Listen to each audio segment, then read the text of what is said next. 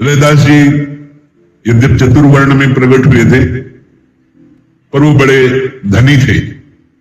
उनके पिता माता बड़े धनी थे, बहुत महान चरित्र है, पर हम केवल उतने प्रसंग को ले रहे। उनके पिता ने देखा कि कमाता तो कुछ है नहीं, बस नाम जब करता है तो जहां साधुओं को देखता है वहां घर की वस्तु उठाकर उनको देने की चेष्टा करता है। वो संत प्रेमी थे, भगवत सेवी थे। एक दिन उनको तिजोरी की चाबी याद लग गई अपने पिता की, वही रखते और बस उससे अर्थ निकाल लेते और बाजार से अच्छी अच्छी चीजें खरीद कर जहां संतों को देखते सबको जाके देते। कुछ दिनों बाद किसी कार्य के निमित्त से उनके पिता ने, चाबी वही रखी रहती जहां, वो अपने पास में बस खोल के वो अर्थ निकाल लेते थे। खोला तो देखते ही पता चल गया, क्योंकि महीनों से संत सेवा चल रही थी। बुलाया इनको, रैदास जी को, कहा कि तुम इससे अर्थ लेते हो? सत्य थे। हाँ, क्या करते हो? संतों की सेवा में लगा देते। किससे पूछकर? पूरे जीवन की हमारी मेहनत की कमाई 1 रुपया तो तुम कमाते रहे। देखो, यद्यपि वो भी महान भाग्यशाली थे जिनके यहां ऐसे पुत्र प्रकट हुए, बड़ा भारी चरित्र है, आगे से बड़ी कृपा प्राप्त हुई है इनके माता पिता को भी, क्योंकि इन्हीं के घर में आचार्य चरण पधारे श्री रामानंदाचार्य जी आकर स्वयं दीक्षा दी। जबकि वो पालकी में निकल के, उनके दर्शन दुर्लभ थे, वो स्वयं कमंडल लेकर इनके घर में आए और दीक्षा दी थी। वो बड़ा चरित्र है, पर हम केवल उतनी बात बताना चाहते, उनको असंतुष्टता हो गई। ठीक है, हमारा ब्याह हो गया, फिर भी तुम मनमानी करते हो, हमारी आज्ञा के विपरीत आचरण करते हो। पिता ने निकाल दिया, चलो पति पत्नी दोनों निकलो, बिना आज्ञा के हमारी तिजोरी तुमने लुटाई दूसरों को, संतों को, चलो। उनको बिल्कुल अच्छा नहीं लगा। घर के पिछवाड़े जमीन थी, दे दिया। बहुत सा धन संपत्ति थी, पर एक कण नहीं दिया गुस्सा में, दोनों अलग हो जाओ। रैदास जी बड़े सुखी थे। क्यों? प्रभु जो करते हो सब अच्छा करते हैं। तो रैदास जी ने बहुत कृपा का अनुभव किया कि अभी तक हम घर में बुलाकर सेवा नहीं कर सकते थे, आज हमको स्वतंत्रता मिल गई, हम जैसे चाहेंगे संतों की सेवा करेंगे। देखिए, इतने महान भक्त हैं, नाम जप करते हुए चमड़ा खरीद के लाते हैं, उससे अपने एक पात्र बड़ा सकट होता, उसमें उसको धो के साफ करते हैं, नाम जप करते हुए, फिर वो जूती बनाते हैं। अच्छा, उसमें अगर कोई संत भगवान आ जाते हैं तो उनको ऐसे ही पहना देते हैं। किसी संत भगवान की फट गई है जूती, उसे सिल देते हैं, कोई भेंट नहीं लेते। कोई ऐसे गृहस्थ आए, सेवा कराई, भेंट दे दी, उस भेंट से वो संत सेवा करते हुए अपना पोष, बस एक कुछ कांस का छप्पर, पति पत्नी उसी के नीचे वास कर रहे हैं। अब सर्दी आई, अब छप्पर ऐसे केवल पड़ा हुआ है, कुछ दिया है नहीं पिता ने, और जूती गांठने में 1,00,000 2 लाख नहीं मिलते हैं। केवल अन्न उदर पोषण आदि भले हो जाए, वस्त्र आदि की भी व्यवस्था नहीं थी।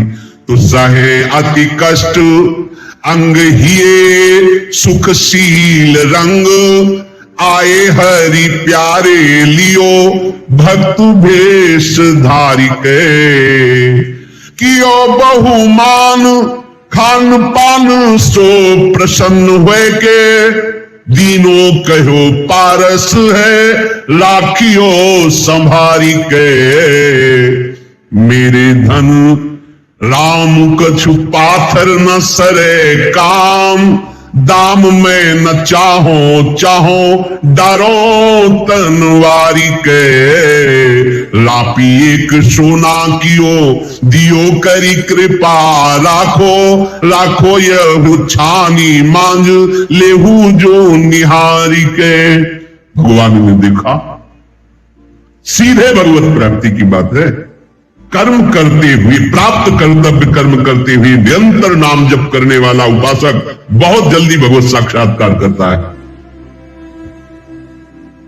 रैदास जी की ऐसी सेवा और ऐसी अकिंचनता, ऐसा कष्ट, सर्दी में पूरी रात पति पत्नी कांपते हुए जिसका कोई नहीं होता। देखो ये कृपा होती है। हम चाहते हैं कि हमें वास अच्छा मिले, परिस्थिति सुधरे, हमारी सब व्यवस्था। नहीं भाई, व्यवस्था की तरफ मत देखो, प्रभु की तरफ देखो। वो व्यवस्था करेंगे तो उनकी बात अलग। आप व्यवस्था मांगोगे तो फंस जाओगे उसी व्यवस्था में। सर्दी में कांपती हुई सर्दी व्यतीत हुई, वर्षा में वो छप्पर टपकता, भींजते हुए रात दिन व्यतीत कर दी। दिन में वही काम, बाजार चले जाना, वहां पददासी पादुका की सेवा, उससे जो मिलता वो संत सेवा और स्वयं भगवान को बर्दाश्त नहीं, क्योंकि प्रतिपल देख रहे हैं अपने लाडले भक्त को। प्रभु ने सोचा ऐसे भगवान बनकर के जाना तो ठीक नहीं है, साधु वेश, भक्त वेश धारा। वैसे ही रैदास जी की तो भक्तों के प्रति बड़ी भावना थी, और जो ही आज देखा भक्त रूप में तो विशेष आकर्षण था। देखते ही उनको पतली से कहा, आज तो मैं कृतकृत्य हो रहा हूं, पता नहीं कैसा अद्भुत आनंद आ रहा है। और नाचने लगे। जब भगवान भक्त वेश में आए तो उनके सामने नाचने लगे और कहने लगे, आज के दिवस को जाऊं बलिहारा, आज के दिवस को जाऊं बलिहारा, मेरे घर आयो, मेरे घर आयो राजा राम जी का प्यारा, आज के दिवस को जाऊं बलिहारा, जाऊं बलिहारा, करो दंडवत चरण पखारूं, तन मन धन संतन परवारू, आंगन भवन भयो अति पावन, हरिजन बैठे हरि जस गावन, कहे कथा अरवरथ विचारे, आप उतरे औरन को तारे, कहे रैदास मिले हरिदासा, जन्म जन्म की पूरी आशा, आज के दिवस को जाऊं बलिहारा, मेरे घर आयो राजा राम जी का प्यारा, मेरे घर आओ। नाच नाच कर आनंदित होकर भगवान जो संत वेश में उनके चरण पखारे विराजमान किया। प्रभु आप जानते हैं मैं चतुर्वर्ण का हूं, तो सूखा आटा है, नमक है, आप रोटी बना लीजिए और नमक रोटी पा लीजिए। नहीं नहीं, हम ऐसे संत नहीं, चूल्हा चक्की है सब। भगवान ने कहा वैसे तो विचार किया रैदास जी ने, शायद हमारी जाति पक्षी की तरफ दृष्टि हो, उनका प्रभु समझ गए, ये पैसे दो पैसे हैं हमारे पास जूता काटने के, बाजार में कोई फल मीठा ले लेना, आप पा लेना। प्रभु ने कहा वो अर्थ तो छूता नहीं, मेरे पैरों में लौटता रहता है, मैं अर्थ स्वीकार नहीं करता। हाँ, मां लक्ष्मी सहलाती रहती, वो स्वीकार भी नहीं करते। विनम्रता पूर्वक पूछा, आखिरकार आपका कैसे मैं स्वागत करूं? उनका कि हमें तो आपके हाथ का प्रसाद पाना है। आपकी जो अर्धांगिनी है बहुत भाव से कढ़ी पकौड़ी ये सब बढ़िया बना लेती है, सुना संतों से, क्योंकि आपके यहां संत आते जाते रहते। हमको तो वही पाना है, अगर आप वास्तविक पवाना चाहते हो तो वही भोग लगाओ ठाकुर जी को, हमें पवाओ। उनका प्रभु आप विचार करके देख लीजिए, लोक में आपकी निंदा होगी, मैं चतुर्वर्ण का हूं। बोले आप कैसे बोलते हैं, ठीक से बात करो। जो वैष्णव होता है उसका गोत्र होता है अच्युत, और जितने वैष्णव होते सबका गोत्र होता है, तो हम एक ही कुल के एक ही गोत्र के तो हुए। हमको छल में मत डालो, आप हमारे ही परिवार के हैं, आप हमारे ही गोत्र के बनाइए और हम पाएंगे। बड़ा सुख हो रहा है रैदास जी को कि आज तक जो है इतना अपनापन मुझे कहीं से प्राप्त नहीं हुआ। कहा प्रभु जब आप राजी हो तो मेरे अहोभाग्य। तत्काल पत्नी के साथ मिलकर सुंदर रसोई बनाई और प्रभु को भोग लगा करके पवाया। प्रभु ने प्रसाद पाकर के रैदास जी से कहा कि मैं देख रहा हूं कि आपके पास बड़ी अव्यवस्था है, न मकान है, न सैया है, न वस्त्र है, न ठीक से भोजन सामग्री है। मेरे तपस्या के परिणाम से मुझे एक मणि मिली जिसका नाम पारस मणि है, आप इसको स्वीकार कर लो, इसे संभाल कर रखना, ये आपके काम में आएगी, आप जो चाहो सो कर सकते हो। रैदास जी ने कहा कि इस पत्थर की, भगवान ने तो मणि कहा, रैदास जी ने कहा इस पत्थर की मुझे आवश्यकता नहीं। निर्धन को धन राम हमारो, निर्धन को धन नाम। चोर न लेवे घट नहीं जावे, कष्ट में आवे काम। सोवत जागत उठत बैठत, बस जपो निरंतर नाम। दिन दिन होत सवाई दौलत, खूटत नहीं छदाम। अंत काल में छोड़ चलत सब पास न एक बदाम। कहत कबीर ये धन के आगे पारस को क्या काम। जिसके पास नाम धन है वो, भगवान ने कहा तो अभी महिमा नहीं जानते हो, तो चमड़ा को काटने की जो एक रापी होती है और उसको सिलने की जो, तो एक उसमें यंत्र में ऐसे पारस हुआ, सोने की नहीं, समझ लो बहुत काम की चीज है। बोले प्रभु हमें नहीं चाहिए, आप इसे ले जाइए, मेरे पास बहुत बड़ा धन है, नाम का धन है। बोले मान लो, आप मानो, जबरदस्ती प्रभु देना चाहते, मान लो, आवश्यकता पड़ेगी आगे तो हमारी बात मान लो। देखा बहुत, बोले जहां चाहो छप्पर में खोज दो और जब चाहो तब निकाल ले जाना, आप बहुत दबाव कर रहे तो आप रख दीजिए। रैदास जी महाराज मन में सोच रहे हैं कि भक्त कभी ऐसा दबाव नहीं डाल सकता, क्योंकि धन के प्रति भक्तों की मात्र बुद्धि नहीं होती। कुछ तो है जो हमारी अव्यवस्था को देखकर दुखी हो रहे हैं। मुझे लगता है नहीं, मेरे प्रभु भी तो नहीं है ऐसा। वो खोज के जब चले गए तब विचार में आ रहा है, मुझे लगता है मेरे हरि ही जिनकी मैं आराधना करता हूं, जिनको जीवन क्योंकि इतना प्यार और इतनी जबरदस्ती। 13 महीना बाद फिर वापस हुए उसी वेश में प्रभु, तो आए फिर श्याम मास 13 बीतीत भय।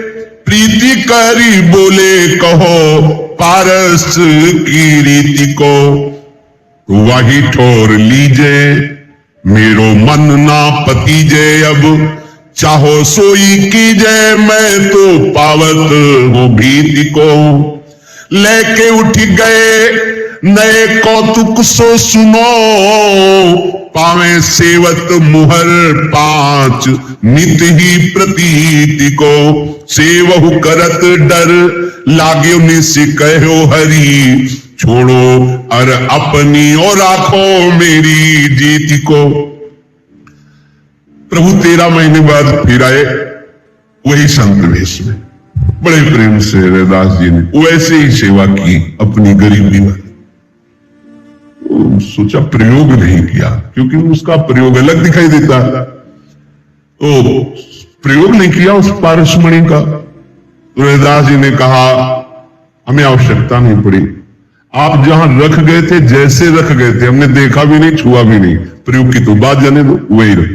देखो कैसे नाम प्रेमी संत है, आप उसे ले लीजिए, वो कभी मेरे काम में नहीं आने वाली, वो छप्पर में ही खुशी रहेगी। क्योंकि मुझे धन पे विश्वास नहीं है, मुझे विश्वास है कि नाम जप करते हुए दैन्यता पूर्वक जो भी व्यवस्था है उससे प्रभु प्रसन्न होते हैं। हम धन की चाह करने वाले नहीं हैं, आप उसे ले जाइए। मुझे पारस से और पारस के स्पर्श किए हुए सोने से, दोनों से डर लगता है। ये हमारी बुद्धि को प्रभु के नाम से, प्रभु की सेवा से दूर न कर दे, ले जाओ इसको। श्री रैदास जी की ऐसी बात सुनकर पारस को लेकर के प्रभु उदास से हुए। प्रातः काल रैदास जी जब ठाकुर सेवा करने के लिए गए तो वहां 5 मोहरे मिली स्वर्ण की। अब जिद्दी तो है ही, भक्त जिद्दी तो भगवान भी जिद्दी। उनके चरणों सुनते बिहारी जी के भी चरणों से प्रकट होती थी, स्वामी जी उत्तम भोग लगाए मोर मरकट को सेवे।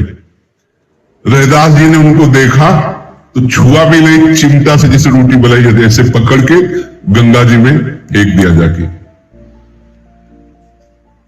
अब रैदास जी को ठाकुर जी के पास भी जाने में भय लगने लगा कि ये भी मोहरे पैदा करने लगे हैं, प्रेम देने की जगह मोहरे पैदा करे।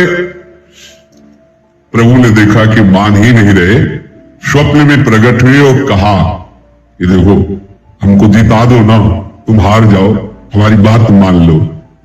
कैसा कैसा प्यार है, जैसे माँ कहती है ना दूध पी लो, दूध पी लो, हम फिर तुम्हें वहां ले चलेंगे, दुलार कर। ऐसे प्रभु देखो कि देख रहे भक्त के पास अव्यवस्था ही अव्यवस्था है। तू कह रहे मान लो ना, हम मान गए तुम जीत गए, लेकिन हमको जिता दो ना, तुम हार जाओ। प्रभु कह रहे तुम हार जाओ, तुम अपना हट छोड़ दो, मेरी जीत होने दो, मुझे अच्छा लगेगा। मैं ही साधु वेश में पारस लेकर आया था, मैं ही ये चाह रहा हूं वैसा। रैदास जी ने कहा प्रभु पहली बार में आज्ञा दे देते तो शिरोधार्य हो जाता, हम तो आपके नाम को परम धन मानकर उसी को दुलार कर, पर आप जीतना चाहते स्वीकार है। जैसी आपकी आज्ञा सम्न सुसाहिब सेवा, अपने स्वामी की आज्ञा का पालन करना सबसे बड़ी सेवा होती है। जब भगवान कह रहे मुझे जिता लो तो हाथ जोड़कर कहा प्रभु जो आज्ञा, जैसे आपकी आज्ञा। सबसे पहले क्या किया, संतों का निवास स्थान बनाया, भगवान का नहीं। बाद में आया है हरि मंदिर बनाया, मोते अधिक संत कर लेखा, भगवान का स्वयं आदेश है कि वो मुझे बहुत प्यारा भक्त लगता है जो मेरे से भी बढ़कर संतों के प्रति भाव रखता है। संत निवास बनाया, फिर सुंदर भगवान का मंदिर बनाया, अनेक प्रकार के सुंदर मंडप तैयार किए। ऐसी शोभा संत निवास की, ऐसी शोभा भगवत मंदिर की कैसे वर्णन करें। दिन रात वहां तो संत रहने लगे, कीर्तन कथा की धूम मच गई, सुंदर सुंदर भोग पकवान बन रहे, भोग लग रहा ठाकुर जी का, संत जन पा रहे। जहां संत जन नाम कीर्तन और भगवत चर्चा करते वहां भक्ति देवी स्थायी वास करती, बाहर यहां तो नृत्य करती है, प्रेम लक्षणा भक्ति यहां तो वैसे ही गलियों में नृत्य करती, श्रीधाम वृंदावन, फिर यहां नाम कीर्तन। ये आपके अंतःकरण के मल को नष्ट कर देगी, भगवत प्रीति प्रदान करेगी। तो जहां संत जन कीर्तन करते हैं, भक्ति देवी साक्षात वहां रमण करती है। भक्ति दूसरी जगह जाना भूल जाती है, जहां भक्तजन, बहुत भक्तजन नाम कीर्तन, पद कीर्तन, लीला गायन, लीला श्रवण। अब तो ऐसी नाम कीर्तन, ऐसी भगवत चर्चा, ऐसी संत सेवा कि रैदास जी का सुयश फैलने लगा। बड़े बड़े लोग श्री रैदास जी के दर्शन करने आने लगे। अनेक प्रकार के सुंदर सुंदर भोग बनाए जाते, ठाकुर जी को लगते, संत जन पाते, संत जन अनेक राग रागिनियों से गायन करते, बड़ा आनंद मचता। ब्राह्मणों के शरीर में रोग हो गया, काशी के। क्या रोग? ईर्ष्या रोग। ये बड़ा भयानक रोग होता है। कंचन तजना सहज है, सहज तिया का नेह, मान बड़ाई ईर्ष्या दुर्लभ तजना एह। ये बड़े बड़ों के हृदय में लग जाती है। वो अमुक संत की बहुत विस्तार पूर्वक कीर्ति बढ़ रही, तो कितने बड़े बड़े उनके हृदय में जलन हो, एक कैसे नीचा दिखाया जाए इसको, ऐसा हो जाता है। और इसमें प्रधान कारण बड़े खिलाड़ी प्रभु का ही होता है। बड़े खिलाड़ी है, कहां छप्पर के नीचे रह के नाम कीर्तन भजन साधु सेवा चल रही थी, कहां संत निवास और बड़ा मंदिर ये सब विस्तार कराया, उधर ब्राह्मणों के हृदय में प्रेरणा कर दी कि इनका विरोध करो। समझ लेना, विरोधी और कोई नहीं, महाराज के द्वारा ही लगाए गए हैं। भगवान ऐसा क्यों कहते हैं? भगवान ऐसा क्यों करते हैं? अपने संतों का विरोध क्यों करवाते हैं? उनकी निंदा क्यों करवाते हैं? उनके साथ ऐसा प्रतिकूल व्यवहार क्यों करते हैं? नीचे अभी उसका वर्णन बोले, जिते प्रतिकूल में तो माने अनुकूल याते संतन प्रभाव मनि कोठरी की तारी है। ये कई बार चर्चा में कहा है कि संतों के यश का झंडा उनके विरोधी रूपी डंडे से फहराता है। जितना संतों का विरोध कोई करेगा उनका यश उतना ही फैलता है। इसलिए भगवान बड़े बड़ों को प्रेरित कर देते हैं। बेमतलब गाली, बेमतलब निंदा। तो आपको अगर आप मान बढ़ाई चाह करने वाले तो आप उदास हो जाएंगे, और यदि अनासक्त है भगवत मार्ग के पति के तो कोई फर्क नहीं पड़ेगा, कितना भी बोलते रहो, और सुयश होगा और चमत्कार प्रकट होगा। प्रीति रस रास सो रैदास हरि सेवत है। प्रेम रस में मगन श्री हरिदास जी हरि की सेवा कर रहे हैं। हरि की सेवा का प्रधान स्वरूप हरि के शरणागतों की सेवा। पहले इसीलिए संत निवास बनाया। किंचन मात्र रैदास जी के हृदय में ना मान की इच्छा है कि लोग जाने कि हमारे भी संत निवास है, ठाकुर सेवा होती, ऐसी कोई भावना स्पर्श भी नहीं की है। उन्होंने स्वीकार ही किया भगवान की प्रार्थना से कि मुझे जिता लो और ये स्वीकार कर लो। प्रभु ब्राह्मणों के हृदय में जाके द्वेष की प्रेरणा दे, करो इनसे द्वेष करो। बस यही समझना होगा। ये जो हम लोग मान बैठते हैं ना कि अमुक आदमी हमारी निंदा करता है, अमुक आदमी द्वेष कर, हमने तो कभी इसका कुछ बिगाड़ा नहीं, हम तो इसको जानते नहीं ऐसा क्यों ये करता है। क्योंकि स्वामी चाहते हैं कि ये क्यों में तुम्हारा मिटे और तुम्हारे यश का जगत में विस्तार हो। ये बड़े विचित्र खिलाड़ी हैं। ब्राह्मणों ने आपस में चर्चा की कि यार हम इतना वेदांत तो सब पढ़े हुए हैं, हमारी कोई जय जयकार नहीं, और रैदास जी के यहां तो देखो ना भीड़ लगी रहती है, खूब भोग पकवान और संतों का नाम कीर्तन और कथा, और पूरे जगत में उनका यश फैल रहा है। ये तो मतलब बहुत ही हानि की बात हो जाएगी। ब्राह्मणों ने कहा ये तो धर्म विरुद्ध है। समस्त ब्राह्मण लोग मिलकर के बादशाह के पास गए और कहा तुम्हारे राज्य में अकाल पड़ जाएगा।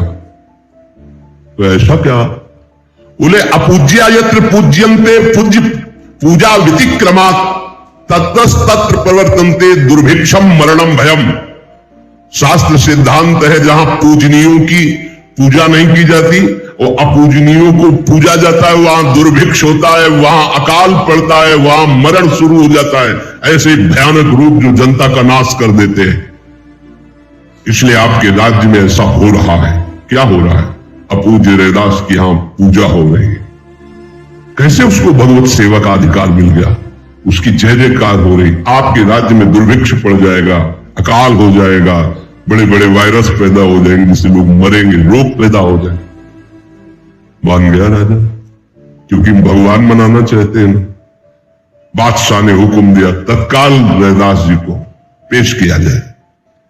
बहुत डांट लगाई रैदास जी को, तुम भगवान की सेवा पूजा का अधिकार कब प्राप्त कर लिए? ऐसा वैसा तुम्हारा आचरण वेद विरुद्ध है। सब ब्राह्मण सभा बैठी हुई, ये सब वो संस्कृत से भूल ले। रैदास जी ने हाथ जोड़ा और कहा वेद विरुद्ध है। वेद क्या है? भगवान की साक्षात वाणी है, और भगवान ही यदि अपनी सेवा कराना चाहते हो तो फिर वेद विरुद्ध कैसे हो सकता है? इसलिए महाशय, मेरे द्वारा जो कुछ हो रहा है वो मेरे भगवान कराना चाहते हैं। झुंझुला करके बड़े क्रोधावेश में ब्राह्मण बोल पड़े, तुम्हारे कहने से होता है कि भगवान तुमसे साक्षात सेवा कराना चाहते हैं? मनमानी आचरणों से भगवान के ऊपर आरोप करते हो। रैदास जी ने कहा आप इसकी परीक्षा कर लो, तब आपको संतोष हो। कहीं आवेश में नहीं बोल रहे, बहुत दैन्यता से आप परीक्षा कर लो। क्या परीक्षा कर ले? हम अपने भगवान को सिंहासन पर विराजमान कर देते हैं राजसभा में, बादशाह भी बैठे, आप भी हो, सारी सभा बैठी है, और आप ब्राह्मण जन वेदज्ञ हैं, आप बुलाइए। यदि वो आपकी गोद में आके बैठ जाते हैं तो आज से सेवा छोड़ देंगे।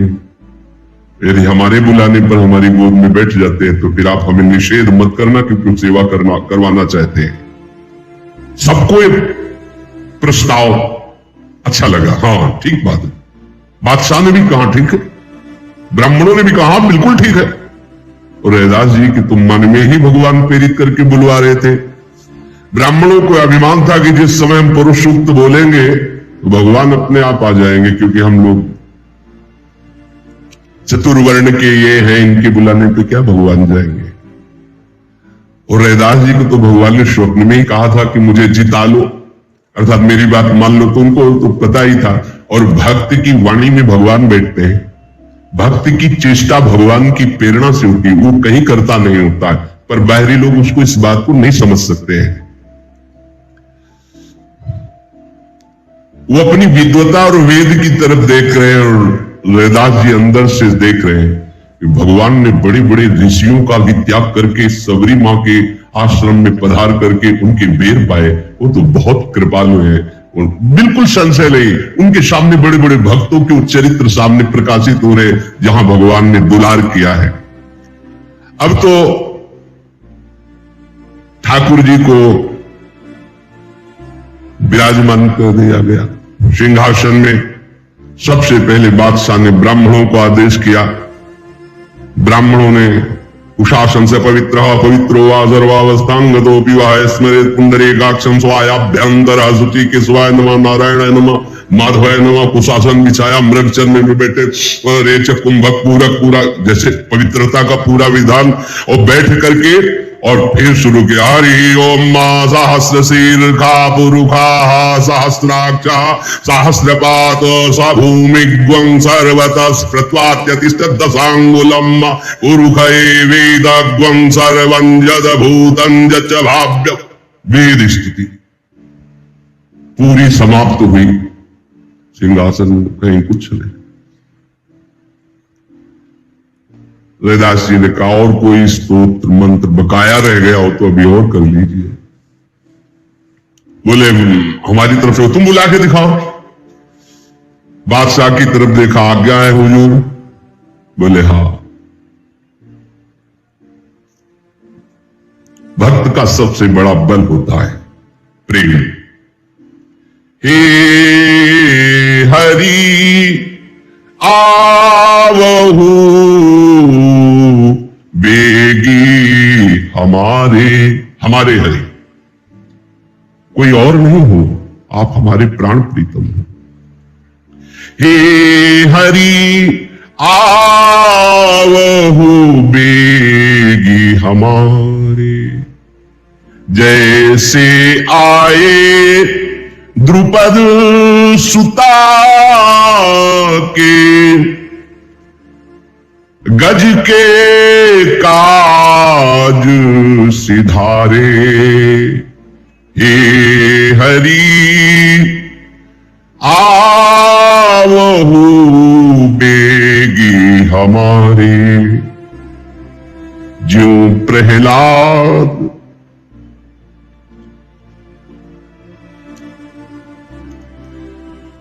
हे तु नरहरि हुए, प्रगटे वज्र खंभ को फारे।